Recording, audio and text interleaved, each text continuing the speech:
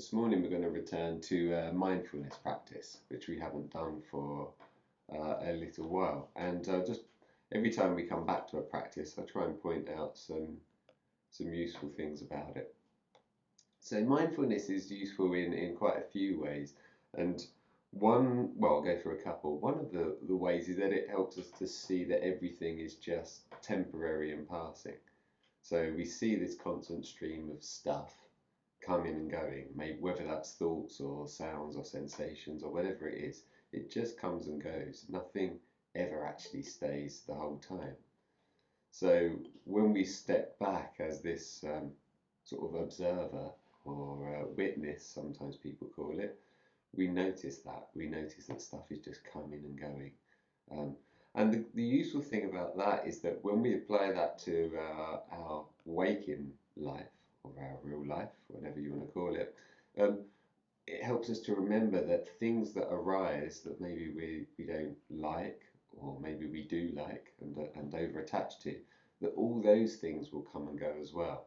So even though something arises that seems like the biggest problem ever and it's ruining our life, for sure, in a month's time or a year's time or even 10 years' time, depending what the problem was, that will seem like you know, a less powerful thing, um, or forgotten altogether. Um, so there's that side of it, that it helps us to remember temporariness, transience, and the passing nature of absolutely everything. So that's one benefit of mindfulness. Um, the other benefit of mindfulness is that it. Oh, hold on, people are still pinging in. I was a little bit early this morning. I think that might be it for a while. Yeah, the other one of the other benefits of mindfulness is that it just allows us to notice things as the observer. So rather than getting tangled up in everything, it trains us to just notice that things are present and that we can be with them, but then they will pass away as well. So there are so many things that arise that we don't even notice. Um, and as part of a mindfulness practice, that can be really, really helpful. And it teaches us equanimity. So it teaches us to simply, rather than clinging or pushing things away, to just allow them to be present. Yeah. So that sense of equanimity is something else that we learn from mindfulness. Because if not, our life becomes very much clinging and resisting. So difference between mindfulness and concentration. So you could do mindfulness of breath or you could do concentration of breath, but they're very different.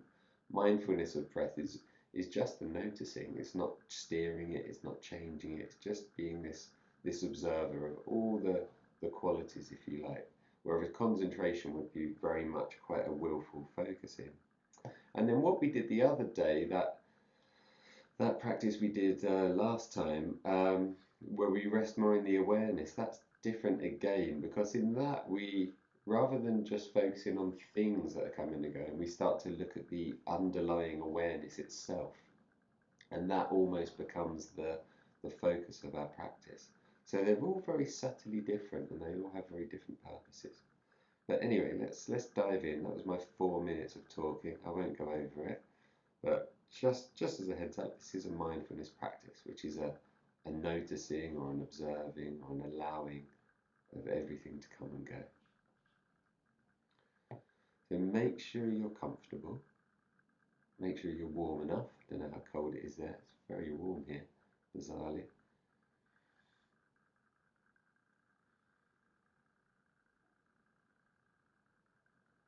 And immediately you might notice that some experiences are more dominant than others. Like right straight off the bat, as soon as you close your eyes, you might not close your eyes, you probably notice that some experiences seem much more powerful than others. That might be because they're worrying you, or because they're a particularly loud noise, or a particularly aggravating pain or discomfort in your body, or something like that. But if we get sucked into those powerful experiences and we start clinging to them tightly, we start to imagine that they're never going to pass. We start to lend a solidity to them that they don't really possess.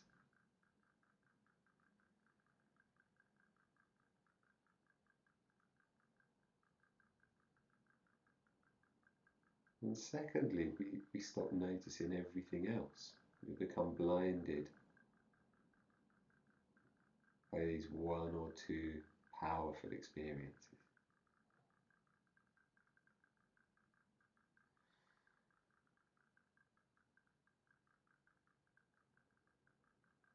So see if you can just soften your grip on whatever seems most dominant right now. It might help to just take 5 really slow breaths.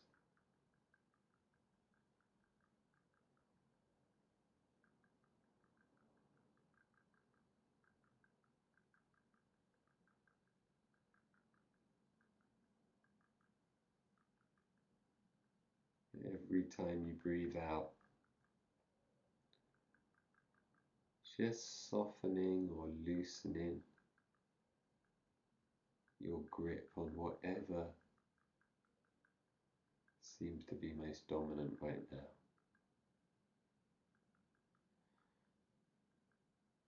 Bizarrely, sometimes what's most dominant is the effort to stop thinking or the effort to be meditating, whatever we might imagine that is. We can soften that effort, we can soften our grip on that too.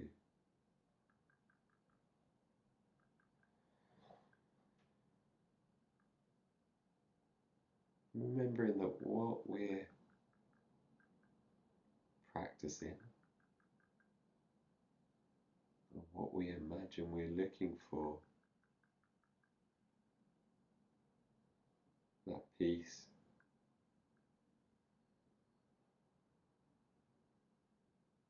is just below the surface. We don't have to make an effort to dive deeper and deeper looking for it. We just scratch the surface and it's already there.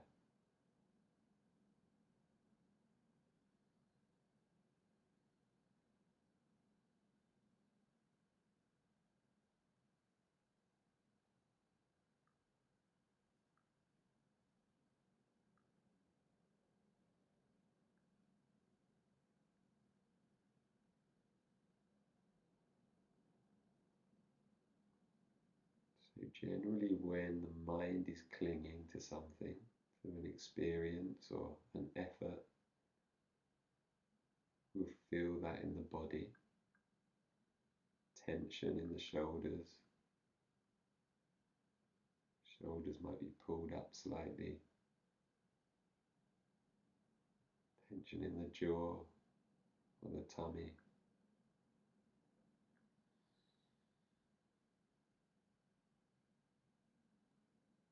If you notice that tension anywhere, again, don't resist it, don't push it away. Just soften your grip.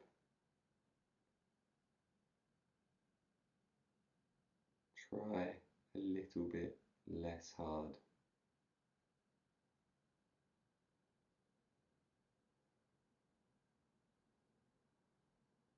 Give the tension in the body a few kind breaths.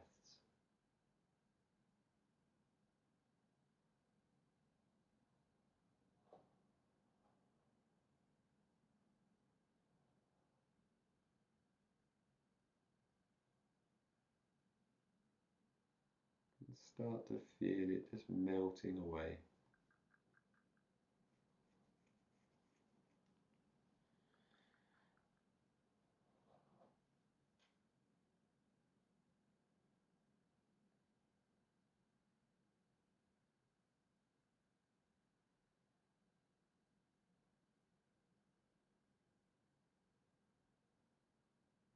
So for our practice of mindfulness, it can sometimes help to visualize or embody something that's much less shakeable than we are, something that's really well rooted and grounded and doesn't get swept away. So I'm going to suggest, although you don't have to go with that, I'm going to suggest an enormous tree. And your tree might be a huge old oak tree, or it might be an enormous tropical tree in a rainforest.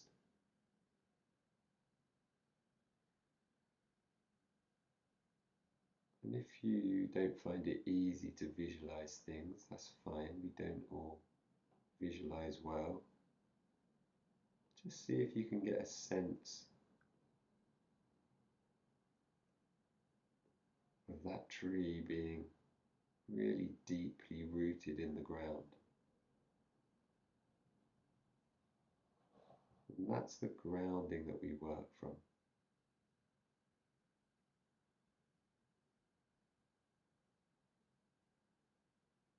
Get a sense for how deep those roots go.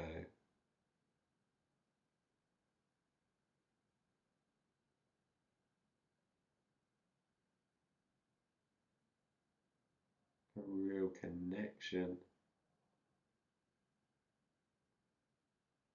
with the ground beneath you.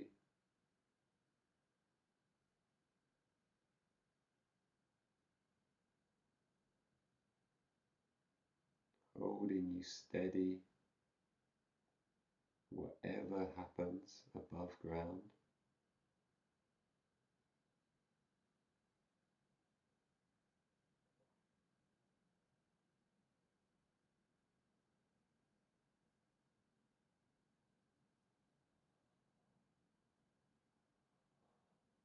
And get a sense for how unshakable or unmovable that tree must feel.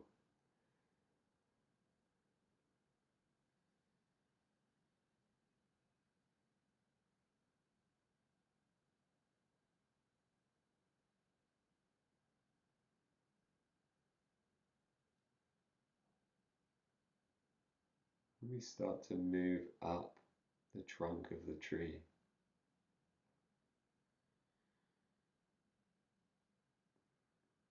And the trunk of the tree has got this density, this thickness, this stability.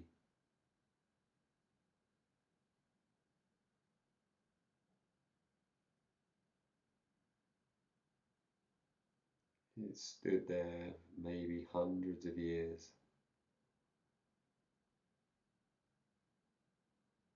whilst the world just whistles around it.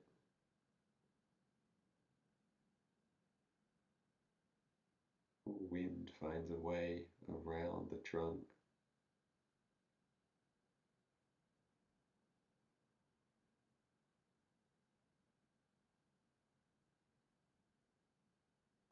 Rain runs down the side, doesn't wear the trunk away.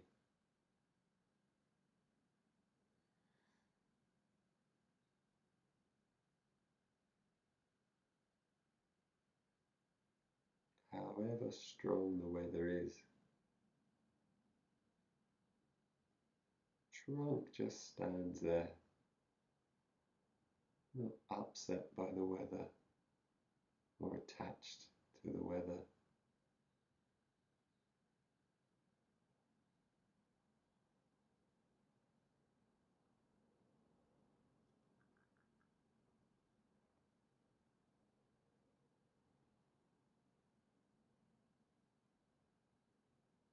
Then we move slowly up into the canopy and the branches and the leaves.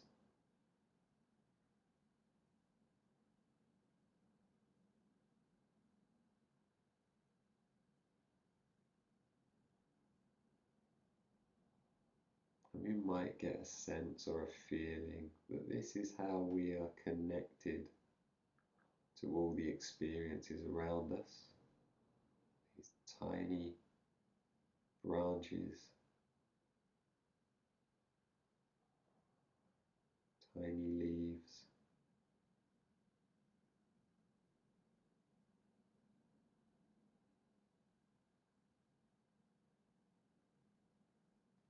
They get moved by the wind.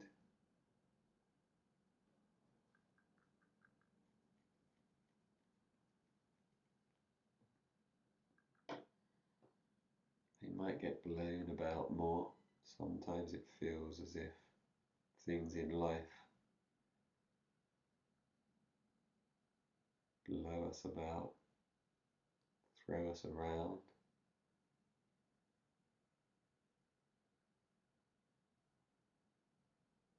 But they just bend and allow the wind and the rain to pass by, much more flexible, able to give.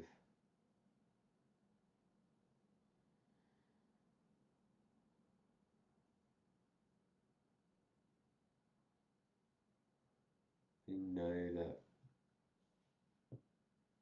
the support of the trunk and the roots will keep them safe and stable, whatever is happening above them and around them.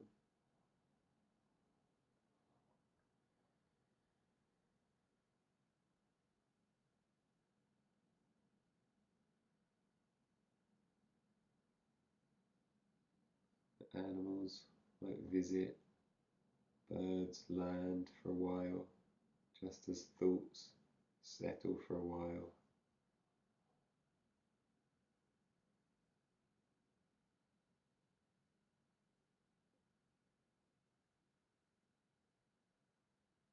And just like the birds fly off to another tree, our thoughts fly off to another tree too. The tree doesn't try and hold on to the birds or cling to the insects.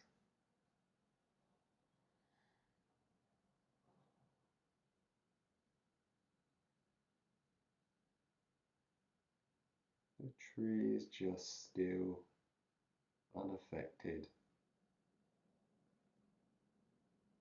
by anything going on around it.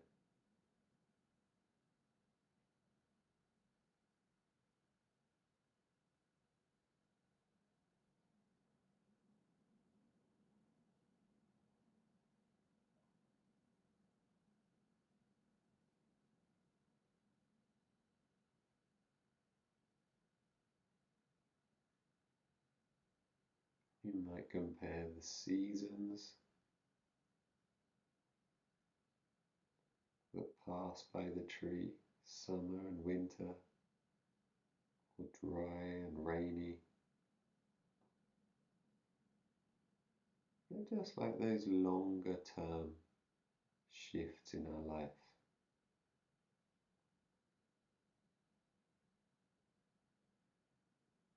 And maybe we go through a rough period, challenging time.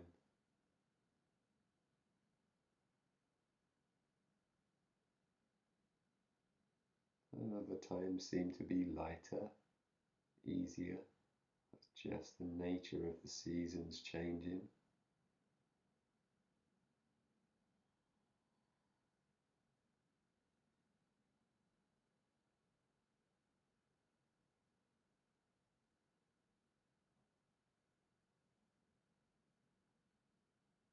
And just as we know that spring will always follow the winter at some point,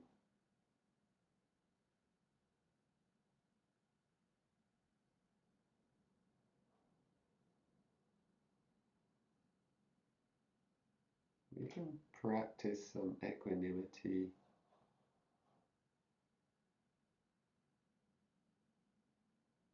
about different times of our life, knowing that they will pass as well.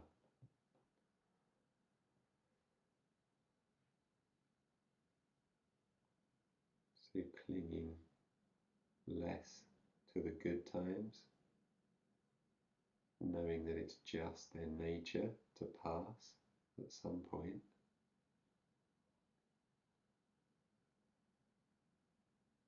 And not resisting or struggling so hard with the rough times.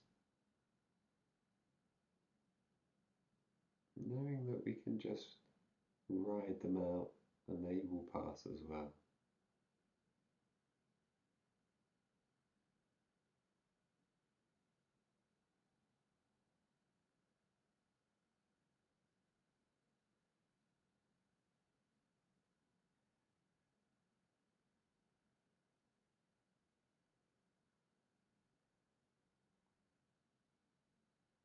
So you can keep that image or feeling of a strong rooted tree if that helps.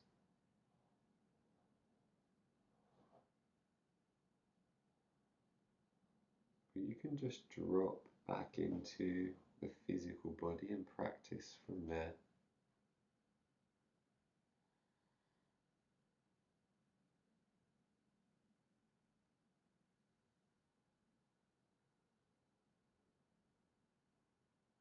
But for the next short period of a few minutes,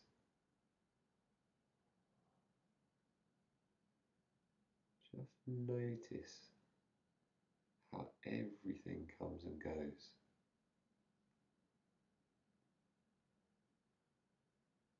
Every thought, every sensation, every sound.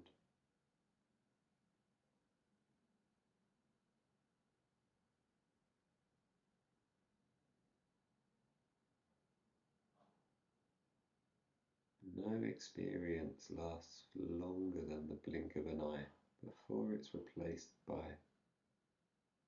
the next one, even if it's only very subtly different to the one before.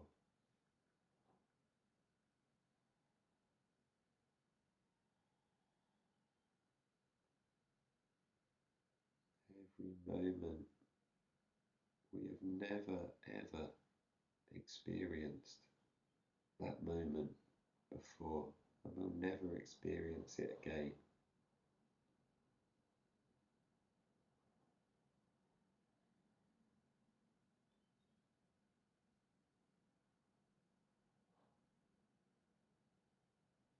So see if you can be present to that freshness,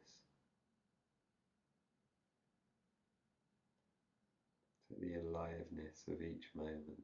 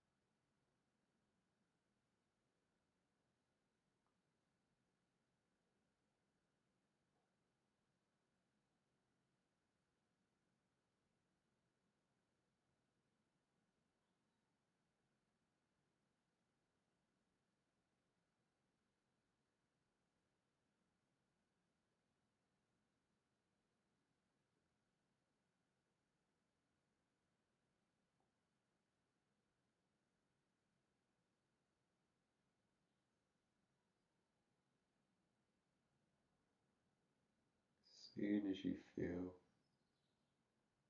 subtle clinging or resistance to any moment,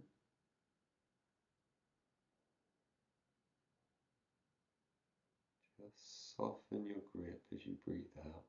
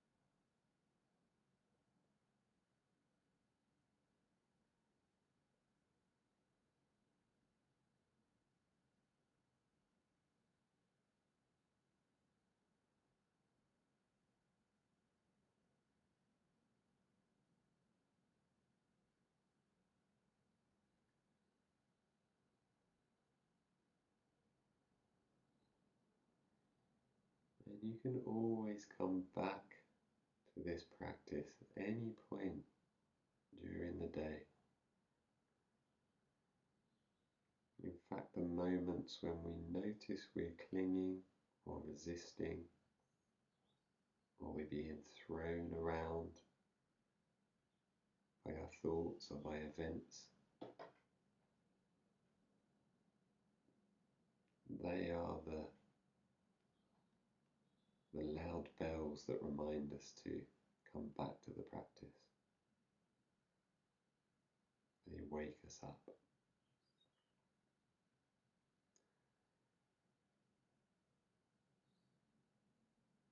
And in those moments you can either just take a breath slowly, or you can drop back into that idea of being this strongly, firmly rooted tree.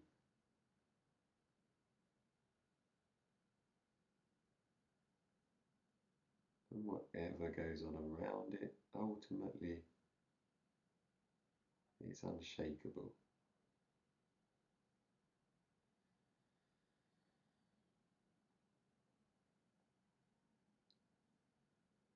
So now just notice your breath again. Might have lost track of that in the flow of experiences, and just bring in a few slightly longer, more awake breaths into the body.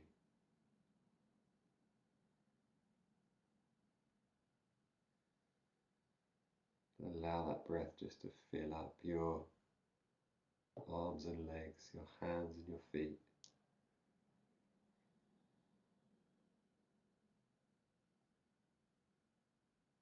Maybe bringing a gentle wiggle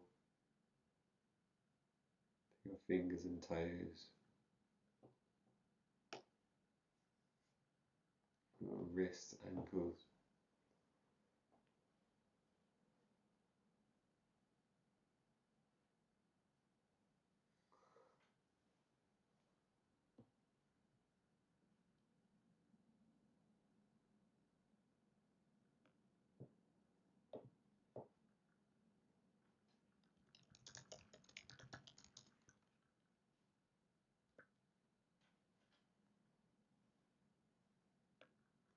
And you might take a little stretch, rub your hands together, rub your face, whatever helps you just to reconnect with the space around you, the ground underneath you. Don't need to rush, it's your practice. If you want to stay with it, you can.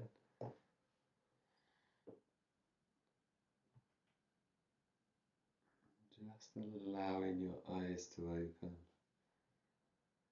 whenever you feel ready, or if you feel ready. You can keep them closed all day if you want.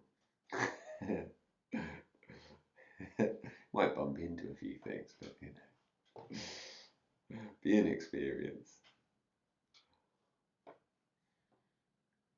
Cool. I hope that was useful in some way, and yeah, I hope the reminders at the start that it just helps us to develop equanimity or acceptance, and it helps us to see the changing nature of things, not only on the short term, but those long-term cycles of our life and fluctuations that we see over years or months or whatever they might be. They always change as well.